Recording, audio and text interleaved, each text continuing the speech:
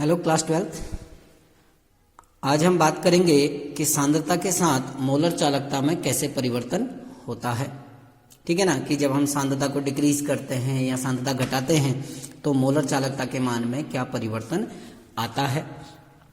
जैसे कि हम बात कर चुके हैं कि वैद्युत अपघट्य की जो चालकता है वो सांद्रता पर निर्भर करती है। यदि किसी वैद्युत अपघट्य की जो चालकता है वो सीधे सीधे किस पर निर्भर करती है, सांद्रता पे।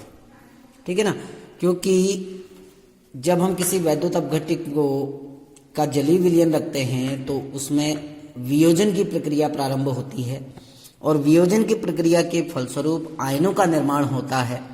ठीक, तो उन आयनों की संख्या और उन आयनों की गतिशीलता दोनों ही चालकता को प्रभावित करती है। यानी कि जो मोलर चालकता है या तुल्यांकी चालकता है वो दो कारकों पर निर्भर करती है सामान्यतया।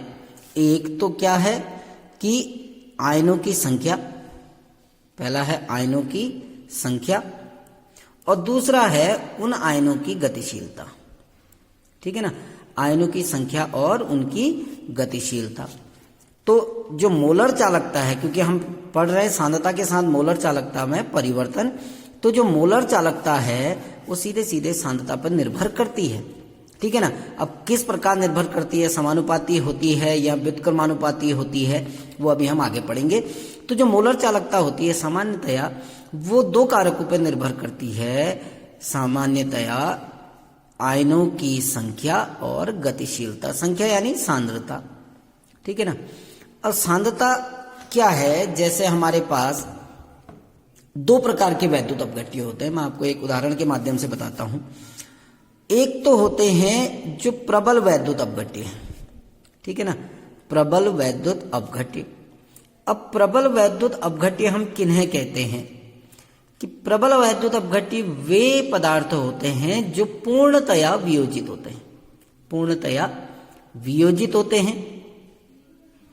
तो जो पूर्णतया वियोजित होंगे उनमें आयनों की संख्या भी अधिक होगी, है ना, कि प्रबल वैद्युत अपघट्य अपने जलीय विलयन में पूर्णतया वियोजित होते हैं, जिसके कारण उनमें आयनों की संख्या भी अधिक होती है। और क्योंकि आयनों की संख्या जो है वो मोलर चालकता पर निर्भर, या मोलर चालकता आयनों की संख्या पर निर्भर करती है, तो प्रबल वैद्युत अपघट्य क्योंकि पूर्णतया वियोजित होते हैं, इसीलिए प्रति इकाई आयतन में आयनों की संख्या भी अधिक होती है, जिस कारण कक्ष ताप पर, हम ये कहते हैं कि कक्ष ताप पर मोलर चालकता का मान भी उच्च होता है। मोलर चालकता का मान उच्च होता है। ठीक है ना, तो प्रबल वैद्युत अपघट्य के लिए कक्ष ताप पर मोलर चालकता का मान उच्च होता है। क्यों? क्योंकि प्रबल वैद्युत अपघट्य पूर्णतया वियोजित होते हैं और जब पूर्णतया वियोजित होंगे तो आयनों की संख्या अधिक होती है और जब आयनों की संख्या अधिक होगी तो कक्ष ताप पर मोलर चालकता का मान भी अधिक होता है, क्योंकि मोलर चालकता आयनों की संख्या पर निर्भर करती है। ठीक, अब जब हम किसी प्रबल वैद्युत अपघट्य का डाइल्यूशन करते हैं, हम उसका डाइल्यूशन करते हैं, तो डाइल्यूशन करने पर क्या होता है, डाइल्यूशन करने का मतलब है कि उसमें हमने पानी मिला रहे हैं। ठीक है ना, तो हम उसको जब पानी मिला रहे हैं, उसको डाइल्यूट कर रहे हैं, तो सांद्रता यानी घटा रहे हैं, हम सांद्रता कम कर रहे हैं। हमने उस प्रबल वैद्युत अपघट्य की सांद्रता को कम किया। और जब डाइल्यूशन करेंगे तो होगा क्या कि जो आयन हैं इनके मध्य जो आकर्षण बल होता है वो कम हो जाता है। ठीक है ना, डाइल्यूशन करते हैं यानी पानी मिला रहे हैं। आप इसको उदाहरण से समझ सकते हैं कि हमारे पास थोड़ा सा वैद्युत अपघट्य था, इसमें जितने भी आयन होंगे धनायन और ऋणायन वो एक छोटे से भाग में घूम रहे हैं, है ना। अब हमने इसको डाइल्यूट कर दिया, इसका आयतन बढ़ा दिया, पानी मिला दिया है, तो आयन क्या हो जाएंगे, अब उनके पास ज्यादा क्षेत्रफल उपस्थित होगा, ज्यादा एरिया उपस्थित होगा। अभी तक क्या था, एक छोटे से भाग में ही घूम रहे थे, लेकिन अब क्योंकि आयतन बढ़ चुका है तो ये आयन अधिक आयतन में घूमने के लिए स्वतंत्र होंगे, तो इनके बीच की दूरी बढ़ जाएगी। जब बीच की दूरी बढ़ेगी तो अंतः आयनिक बल घट जाएगा। ठीक है ना, अंतः आयनिक बल जो है वो घट जाता है। जब अंत आयनिक बल घट जाएगा तो मोलर चालकता बढ़ जाएगी। यानी किसी पदार्थ की मोलर चालकता जो है वो दो कारकों पर निर्भर करती है, आयनों की संख्या पे और उन आयनों की गतिशीलता पे। तो आयनों की संख्या, क्योंकि हमारे पास दो अलग अलग प्रकार के वैद्युत अपघट्टी है, अभी हम केवल प्रबल वैद्युत अपघट्टी की बात कर रहे हैं, ठीक है ना। तो प्रबल वैद्युत अपघट्टी जैसे NaCl है आपका, KCl है, HCl है, हमें पता है ये वैद्युत अपघट्टी पूर्णतया वियोजित होते हैं, और पूर्णतया वियोजित होंगे तो आयनों की संख्या भी अधिक होगी। तो आयनों की संख्या अधिक होगी तो उनकी मोलर चालकता का मान कक्ष ताप पर पहले से ही बहुत अधिक होगा। जब हम डाइल्यूशन करते हैं, क्योंकि हमने हेडिंग ये डाली है सांद्रता के साथ मोलर चालकता में परिवर्तन, हम सांद्रता में परिवर्तन कर रहे हैं, सांद्रता को घटा रहे हैं। कैसे घटा रहे हैं? उसका डाइल्यूशन करके, उसमें पानी मिला के।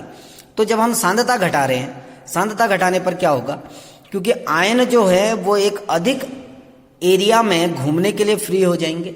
अभी तक तो एक छोटे से भाग में घूम रहे थे तो आयनों के बीच की दूरी कम थी। आप इसको उदाहरण के लिए ले सकते हैं कि एक छोटा सा कमरा है, उसमें हम 2-3 लोग रह रहे हैं, तो एक छोटे से एरिया में रह रहे हैं तो हमारे बीच की दूरी बहुत कम होगी। लेकिन अगर एक बड़े से हॉल में हम उनको बैठा दें तो वो दूर दूर बैठ सकते हैं, क्योंकि ज़्यादा एरिया उपस्थित है ना। तो वैसे यहाँ पर भी होता है, यहाँ कम एरिया है तो आयन एक दूसरे के नज़दीक होंगे। जब हम डाइल्यूशन करते हैं, पानी मिलाते हैं, तो आयतन बढ़ेगा, आयतन बढ़ेगा तो आयन एक दूसरे से दूर दूर हो जाएंगे, जिसके कारण अंतः आयनिक बल घट जाएगा, और अंतः आयनिक बल घटेगा तो गतिशीलता बढ़ेगी। गतिशीलता जब बढ़ेगी तो मोलर चालकता भी बढ़ेगी। यानी कहने का तात्पर्य है कि प्रबल वैद्युत अपघट्य, मैं यहां पर लिख रहा हूं, प्रबल वैद्युत अपघट्य या प्रबल वैद्युत अपघट्यों का जब डाइल्यूशन किया जाता है या उनका तनुकरण किया जाता है, जब तनुकरण किया जाता है तो मोलर चालकता बढ़ती है, तो मोलर चालकता बढ़ती है ना।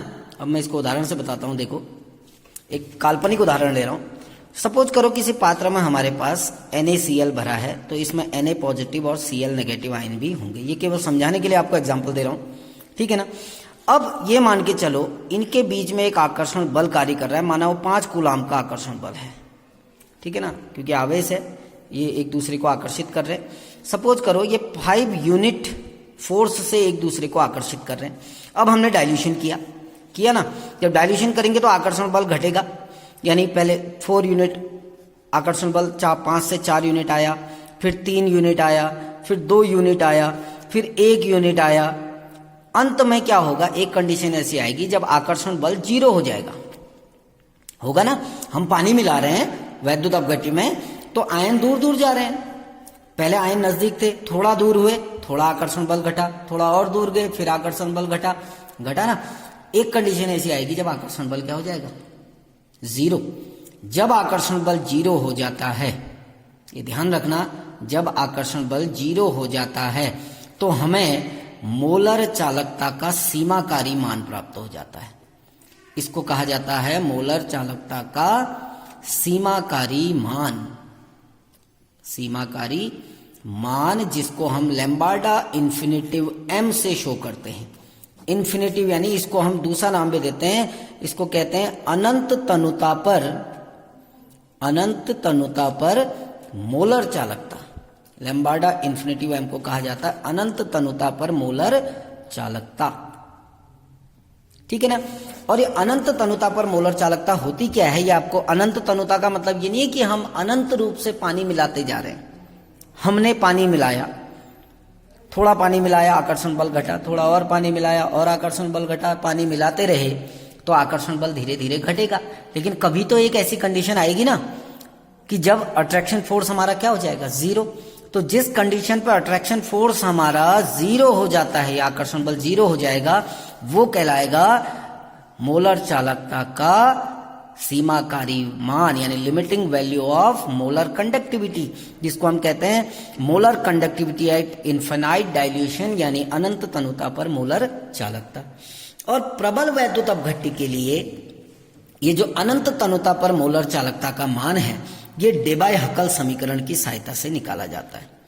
इसको कहा जाता है डेबाय-हकल-ओंसेगर समीकरण या डेबाय-हकल समीकरण की सहायता से इसको निकाला जाता है। कैसा देखो, lambda CM is equal to lambda infinitive M minus B root C। ये एक समीकरण है जो डेबाय-हकल द्वारा दी गई, किसका मान निकालने के लिए, अनंत तनुता पर मोलर चालकता का मान निकालने के लिए। लैम्ब्डा CM क्या है, मैं इनके वैल्यू लिख दे रहा हूं। लैम्ब्डा CM बराबर है C सांद्रता पर मोलर चालकता, C सांद्रता यानी जो आपको दी होगी, है ना, C सांद्रता पर मोलर चालकता। जब हम न्यूमेरिकल करेंगे तो वहां पर ये समझ में आएगा। लैम्ब्डा इन्फिनेटिव M क्या है, अनंत तनुता पर, अनंत डाइल्यूशन या अनंत तनुता पर मोलर चालकता। B क्या है आपका, B एक कांस्टेंट है, ठीक है ना, जो आपका विलायक की प्रकृति और टेम्परेचर पर डिपेंड करता है, ठीक। और C हमारा क्या है, सांद्रता, C हमारा क्या है, मोलर सांद्रता या सांद्रता। तो ये डेबाय-हकल समीकरण की सहायता से हम क्या निकाल सकते हैं, किसका मान निकाल सकते हैं, अनंत तनुता पर मोलर चालकता, जिसको हम ग्राफ की सहायता से भी निकाल सकते हैं कि जब ग्राफ डाला जाता है किसके बीच में, सांद्रता के वर्गमूल और मोलर चालकता के बीच में। हम एक KCl के लिए मोलर चालकता ले रहे हैं। देखिए KCl के लिए अगर हम मोलर चालकता की वैल्यू देखें तो हमें पता है क्योंकि KCl एक प्रबल वैद्युत अपघट्य है जिसकी मोलर चालकता कक्ष ताप पर उच्च होती है। सपोज करो इसकी मोलर चालकता यहां पर है, ठीक है ना। जब सांद्रता बहुत ज्यादा है तो मोलर चालकता यहां पर है, इस पॉइंट पे, मैं वैल्यू नहीं लिख रहा हूं। अब हमने सांद्रता घटाई, डाइल्यूशन कर रहे हैं यानी सांद्रता घटा रहे हैं, हमने सांद्रता घटाई, यहां पर लाए, मोलर चालकता थोड़ी सी बढ़ी और सांद्रता घटाई, मोलर चालकता बढ़ी।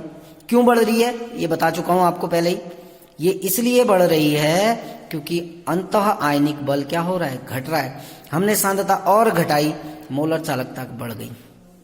अब एक कंडीशन ऐसी आएगी जब मोलर चालकता नहीं बढ़ेगी, यहां पर अट्रैक्शन फोर्स जो है वो 0 हो चुका है, आकर्षण बल क्या हो गया है, 0। हम पानी मिला रहे थे, डाइल्यूशन कर रहे थे, सांद्रता घटा रहे थे तो आकर्षण बल घट रहा था, लेकिन इस बिंदु पर आते आते अट्रैक्शन फोर्स कितना हो गया, 0। जब अट्रैक्शन फोर्स 0 हो गया तो मोलर चालकता की मैक्सिमम वैल्यू आपको प्राप्त हो गई, अब नहीं बढ़ेगी। क्यों, क्योंकि आकर्षण बल 0 हो चुका है। तो ये जो लाइन है, ठीक है ना, इस लाइन को जब हम आगे को बढ़ाते हैं तो ये जिस पॉइंट पर कट करेगी वो कहलाएगी लैम्ब्डा इन्फिनेटिव M। इसको कहा जाता है बहिर्वेशन। तो बहिर्वेशन द्वारा हम मोलर चालकता का सीमाकारी मान ज्ञात कर सकते हैं। ये था प्रबल वैद्युत अपघट्यों की मोलर चालकता के लिए।